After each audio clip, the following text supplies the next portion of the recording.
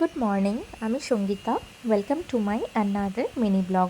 তো দিনটা শুরু করলাম একটু ছাদ বাগানে গিয়ে ফুল গাছগুলিকে দেখে এসে। তারপর ফ্রেশ হয়ে খেয়েছিলাম একটু ছোলা ও বাদাম ভেজা।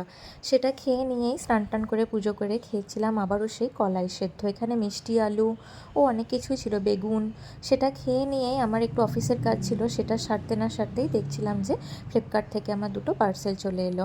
তো সেগুলো একটু চেক করে নিলাম ঠিকঠাক আছে কি না। এরপর মাকে লাঞ্চ বানাতেও একটু হেল্প করে দিয়েছিলাম। বাকি সব রান্না মাই করেছিল।